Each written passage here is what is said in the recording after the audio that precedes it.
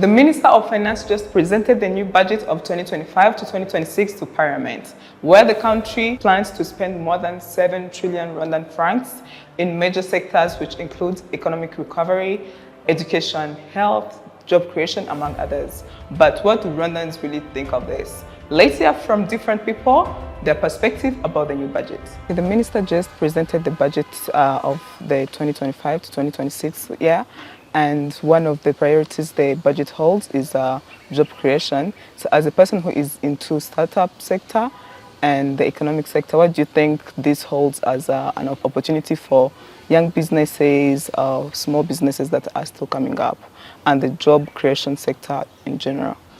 Okay, thank you for the question. My name is Mohize Dixon, and I'm a founder of a company called EG3, which is basically a genomics platform into, most people call it company into DNA. But EG3 means Igisekuruza tree. And we are supporting youth and to preserve the culture by digitizing the Igisekuruza, which is lineage and cultural preservation.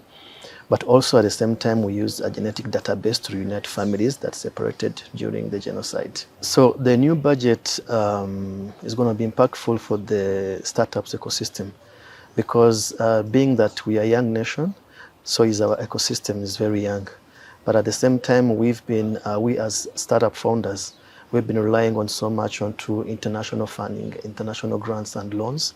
But now that there is also a part of whereby our government actually contributes, like domestically funded products will be able to get access to funding much easier. So some ministries will be able to actually see potential startups that can be able to get their hands onto the funding, and we won't have to also be waiting for the international funding, especially in terms of for example, me who's into genomics, I find it hard to look for funds away because due to the sensitivity of the data that I'll be collecting, I don't want anyone to be coming, supporting me with whatever requests. But if I'm supported locally, domestically, it's much easier. Thank you. And what are some of the challenges that are into this sector that you guys wish the budget could first tackle? Well, I think some of the challenges, the budget should tap into actually supporting hubs that we have. Most of our supporting hubs are relying on to international funding, and that becomes harder due to many requests of KPIs they have to meet. And the more they requested, the more they request for startups. And most of us startup founders cannot meet most of them in time. And they also have somebody to go report to or where the funds went. But if it's domestically raised, it's much easier to us, whereby we won't have so much requirements and so much requested from us to probably satisfy the funder or the grant supporter. Okay. And what can you tell like the young entrepreneurs who are still shying away? And yeah. Well, for the young entrepreneurs, what I can tell you is that Rwanda is a virgin territory, and all the ideas that we are coming up with right now, the whole world needs them. And whatever you can be able to think about, there's always a support muscle that can get you there. So get out there and start working onto your idea. You'll find different organizations that will support you mentally, financially as well. And also now that we are going to be raising funds domestically, that is going to be highly supportive for the ecosystem of startups, which is very new. We are a small nation, yes, but we are also powerful in terms of our results that we give out there. So yes. I'm Daphne Tumukunde, working at KPMG as a senior tax advisor, associate.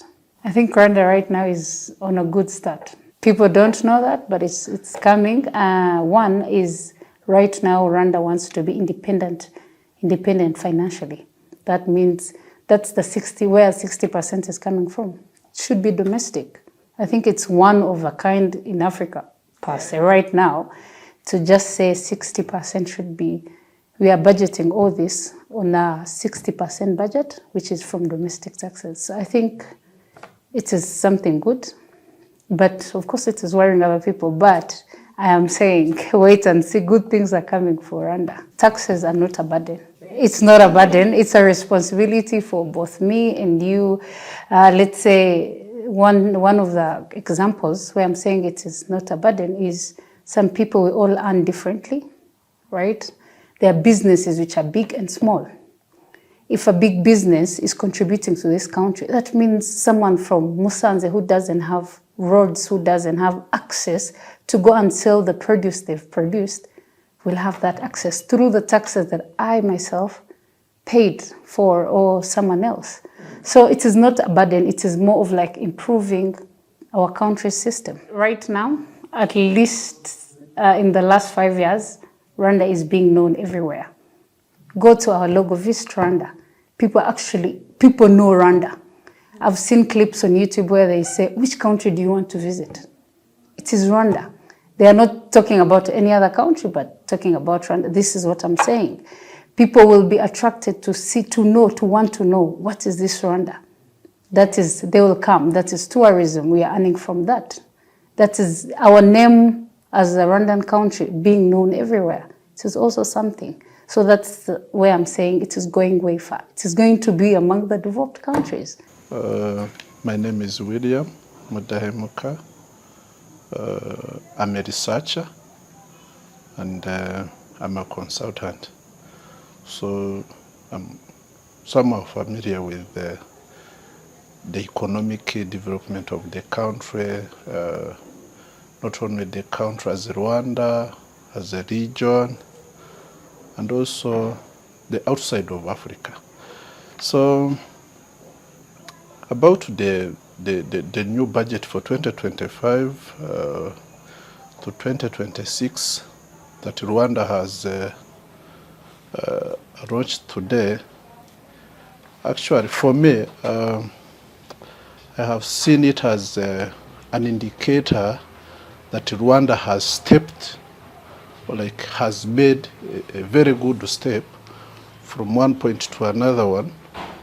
Like if you look at the numbers for now we have, and you compare them to the previous budgets that we had since 1994, when we were like fighting with the challenges, the impact, very negative impact of the genocide against the Tutsi. This time, the budget we have, in terms of numbers, it is showing that Rwanda has made a very good step from down to the life. Now, if you look at from the global context to the local context, like Honorable Minister in charge of finance and economic development of the country has presented so many and good numbers, like starting with showing how USA, the other developed countries, and the other developing countries, to the sub-Saharan countries, to the ES countries, and then finally to the Rwanda, which was like showing that Rwanda is not stepping out from the poverty to the life only. It is starting from the global perspective to the local context, which is like showing that if you look at the numbers, let me go directly to Rwandan situation. If you look at how the Rwandan economy is now growing based on like three components that he has presented, like service, agriculture, and where the service has contributed a lot to this current fiscal year, and where also agriculture has also contributed, plus also manufacturing industry, manufacturing sector, which is now putting on table that, like, which is encouraging us as Rwandans to put more efforts in terms of producing more, where also, actually I have liked where he presented that Rwanda is fighting to increase the number of exports and reducing the number of imports, which is a very good indicator that the country is creating the resilience, is becoming more resilient. Like, on the current situation of like price increase and the value of this time we are saying that Rwandan currency is the Rwandan francs, the value for the Rwandan francs, it is somehow down comparing to what? People are saying that the Rwandan currency value is reducing, but we have to compare to what we are contributing to it. Like, if I'm saying that we are in businesses, we are thinking about businesses, but business goes with how we are attracting more foreign investors. He has already mentioned it. The foreign investors, when they are coming into the country, which means that they are bringing in the international currencies of which we are comparing to our local currency to see if our currency is having the value or not. That is where he has mentioned or presented that Rwanda has put on table, Rwanda has decided to put more efforts in mobilizing those foreign foreign and contributive investors to come in terms of what? In terms of increasing the number of the local products, in terms of increasing the internal manufacturing, like made in Rwanda, for example.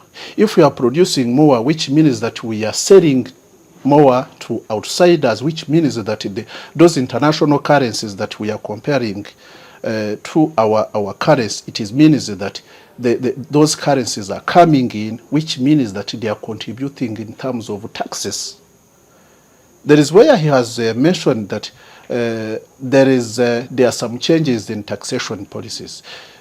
Sometimes people are thinking that when there are some changes in taxation, it is not on our favor. It is, because when we are looking at the country like national development, we have to think about that the national development goes with my own, like my individual development, which means that I have to pay those taxes with my good heart, which means that I'm contributing to the country.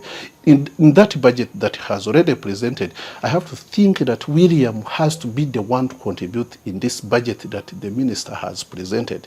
In terms of what? In terms of paying regularly the taxes, in terms of creating new jobs, hiring or employing others, like creating decent jobs, as we are always saying.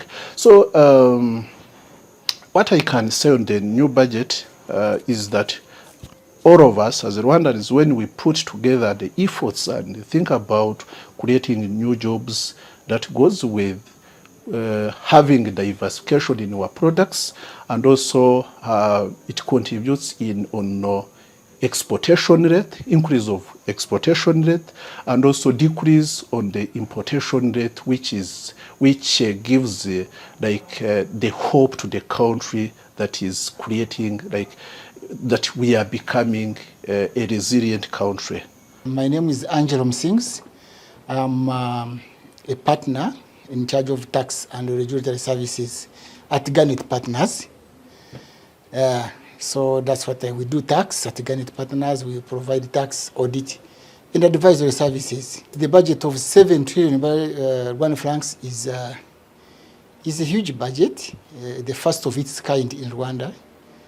And when you look at it, the good thing again is that 60% or 62% thereabout will be funded domestically. That means the government of Rwanda has taken another stride to mobilize domestic resources, majorly from taxes. and we talk about taxes, we talk about key taxes like value-added tax, like corporate income tax, pay-as-you-earn taxes, and customs duties. All these are contributing to the 62% domestic revenue.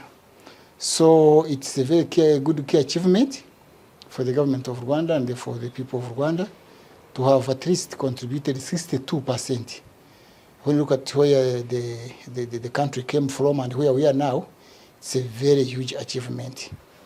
And this will also, when you look at the allocation of the budget, the majority of it goes to the economic transformation of the economy. You look at infrastructure, it has got the biggest share of the budget.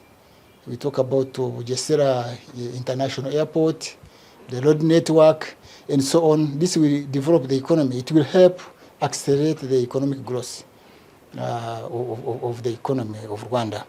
When you look at areas like health, insurance, you look at things to do with the MIQUEL, for the local people to get access to medical care, it's a good thing. Education, the key challenge we have now, I have seen is that we don't have enough human capital. So the majority of the budget has also been allocated to education, which will empower youth to get human capital and compete even regionally or globally and get jobs. And you look at industry as well, is very key, industrialization, because it creates jobs and also makes value addition for exports, which also reduces the balance of payment problems. So all these are macroeconomic indicators and they are very good, and the budget has catered for them. When you have an envelope, a small resource, you allocate it accordingly and according to the needs. So at the moment I cannot say, but I wish agriculture could have taken a bigger share, because it's the backbone of the country. My name is Fabiola Tebuka, Assistant Tax Manager here in KPMG. So what I think about the budget, especially on the raising the 60% of the budget, mostly when I think domestic revenue, I think taxes. And I think it's us citizen. If it's domestic, then it's us from the citizen. So if the budget is going to come from us, the citizen, and we have seen that the budget has increased, then of course we will talk about taxes. I know that tax can be burdensome, but I like to think it as a way of contribution, because we're always looking for country development. We're asking our infrastructure, our roads, education, health, and everything. So now I need to contribute to that, you need to contribute to that. And so taxes is one form of doing that. So it's of course going to have some level of burden. Or if I would say let me use the word impact. Yes, because I'm saying that based on the tax policy changes that were read in the budget, but also they are backed up by the recently gazetted laws, where you find that now there's a tax that has been introduced, for instance, on tourism. That was not there before. And this goes to show that the government has been spending on tourism. And now, if the tourism center has been benefiting from that, can they sort of contribute to the domestic budget from going forward? And then I know there are some taxes that have been introduced, but also there are some exemptions in place. When you look at the incentives that are in place, exemptions, it goes to show, for me, I like to look at it as a compass of what the government is trying to promote. If you look at the electric vehicles, when they've been introduced, you can now see many cars here in the country because of the exemption that has been put in place. So now when you look at the incentives that are in place, the exemptions, it shows you, myself, the citizen, if I'm an investor, or if I'm in a business, it shows me the direction where the country wants to take us, and we are to work together to go to that direction. My name is Damien Muzun, and I was born in Benin Republic. Even if I've adopted many African homes, including Rwanda now, It happened that my work entailed how to restore the think tank for Africa and the rest of the world, because it all started from here. And the way I define a think tank is a tank of thoughts. So these are noble institutions that influence how our society should function and what is expected from our people's attitude toward development plans, strategies. These are places where people go to gather. In the old days, they called them agora. And coming to what is going on, the news in the country now, you know, we live in a very volatile time. When you see the budget is 7 billion Rwandan franc, which is maybe trillion. Actually, yeah, I mean, million in, if you look at it in terms of dollars, maybe we can be around maybe billion, and so in fact it's ambitious, and as many can comment, like, where is this money coming from? And they are saying it's raising from the bottom up. It's no longer. I think it's not fair to say that the volatility of the world today, of what is going on with the cut of everything and all these other things going around the world, I don't want to maybe necessarily mention, but you know what is going on now better than anybody. And nobody will be, maybe it will not be fair to say that it's good that the funding are being cut around the world, because it will help some society and some countries to be able to find their own inner strength and build themselves from the bottom up. I've always been among those who keep worried about the way Africa been spoon-fed, and we are adult and we are supposed to be at the level where we should be able to cater for ourselves. And no country, if you look at the recent history of China, of country like Singapore, country like South Korea, or even Japan, they have to fight and make themselves at the table. We have, at this 21st century, after 60 years plus for independence for many countries, we are still under the dependency of who, whether the budget come from America or from Europe and everything. And this have been overdue. Now that nature have its own way to take its own course, and things are happening in the world right now that nobody have control over, and this budget are being cut, and then you see where the emphasis is going into this current budget. They are looking at the kind of future for this country, is that the country is becoming a country of tourism and hospitality. You see the new airport being proposed and so forth. If this money goes into that, and they are able to, wherever they can get the money from, to make sure this is done, the way these conferences are already happening, this is a real capital for which the country can leverage on. I'm not sure even at this stage if we, the citizens or people of this country, are taking advantage of the door being open, because travel is a kind of a capital, is a kind of it's a great thing for people who go there, but at the same time, it's also an investment. When people travel, they spend their own money, and that helps boost the economy of any country and create jobs. Now, when people come to our country, do we have the system? Are we prepared? So I think that's where even some work needs to be done about we call them muturaje, the common people in our society, to be able to understand that where the country is headed, it's a great ambitious position that the citizen, if they can embrace this, then there is no limitation to what we can show the world, and Africa in particular, who has been left behind for a long time. Because in many platforms, when we travel around the world, we are belittled, because we don't wait very much in terms of, I mean, when you look at Japan, you look at countries that I just mentioned, we are not really at the table. And now to be at the table, it requires that we work hard toward what ambition we have for the future is what this budget is about. Because sometimes the budget can be just a projection into the future, but it's now up to the common citizen to get involved and know that the little tax they pay to the government, however much it is, this is what is going to make this happen.